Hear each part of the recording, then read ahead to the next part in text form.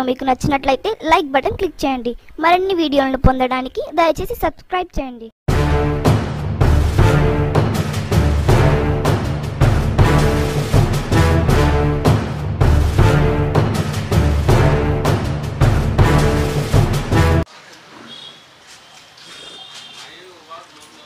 ఈనాడు press meet రెండు అంశాలపైన ఏర్పాటు చేయడం జరిగింది. మొదటిది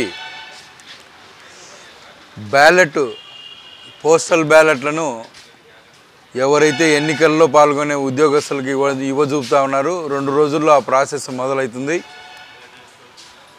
ఆయా ఓటర్లందరికీ పోస్టల్ బ్యాలెట్ వినియోగించుకునే ఓటర్లందరికీ కూడా నా విజ్ఞప్తి, గతంలో కాంగ్రెస్ పార్టీ పరిపాలన చూసినారు. అదేవిధంగా ప్రస్తుతము కేంద్ర రాష్ట్ర ప్రభుత్వాల పరిపాలనను ప్రతిపక్షాన్ని కూడా మీరందరూ గమనించినారు. దయచేసి ప్రతి ఒక్క పోస్టల్ బ్యాలెట్ ఓటర్ కూడా కాంగ్రెస్ పార్టీకి ఓటు వేసి ఆ ఓటును సద్వినియోగం చేసుకుంటారని చెప్పేసి ఆశిస్తూ ఉన్నాను. రాష్ట్రంలోను కేంద్రంలోను కాంగ్రెస్ పార్టీ ప్రభావిత పరిపాలనే ఉంటుంది. కేంద్రంలో కాంగ్రెస్ పార్టీ నేరుగా పరిపాలనలోకి వస్తుంది. మీ అందరి ఆశలు ఆశయాలు కూడా ఖచ్చితంగా నెరవేరుస్తుందని చెప్పేసి ఈ సందర్భంగా తెలియజేస్తూ ఉన్నాను. ఇక రెండో విషయానికి వస్తే, నిన్న ఉదయం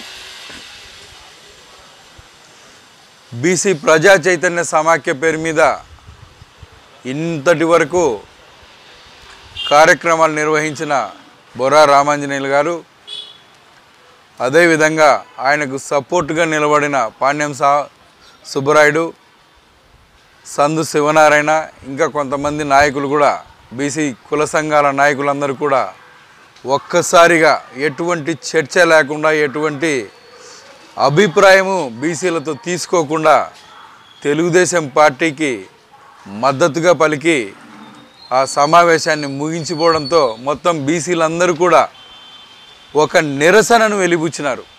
బీసీ సంఘాల నాయకులందరూ కూడా నిరసనను వెలిబుచ్చినారు.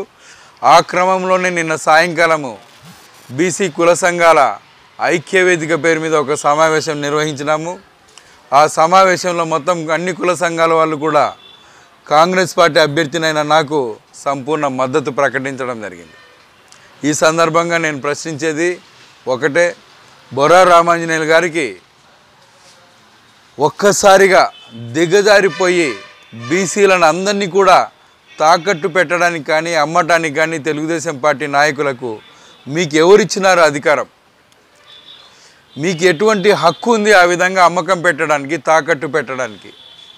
బీసీలందరి ప్రజాభిప్రాయం, బీసీ ప్రజల అభిప్రాయం తీసుకోకుండా, బీసీ ప్రజల కుల సంఘాల నాయకుల అభిప్రాయాలు తీసుకోకుండా ఏకపక్షంగా మీరు ఎంతకు అమ్ముడుపోయినారు?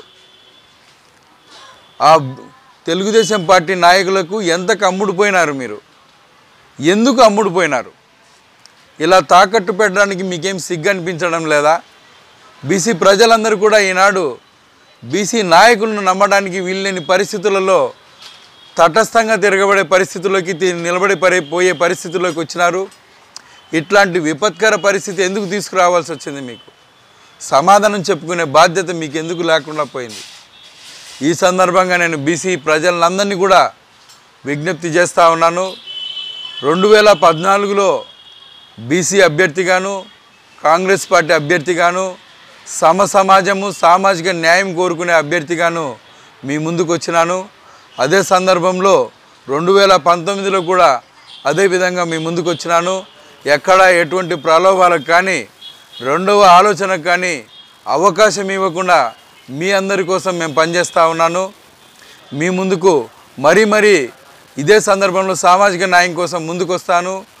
బొర్రా రామాంజనేయులు చేసిన అన్యాయాన్ని, ద్రోహాన్ని ఎండగడుతూ ఇటువైపు భరోసా ఇస్తున్న నా వైపు మీరందరూ కూడా పయనించమని చెప్పేసి కోరుకుంటూ ఖచ్చితంగా మీరందరూ నాకు ఓటు వేస్తారని చెప్పేసి అభ్యర్థిస్తూ ఉన్నాను.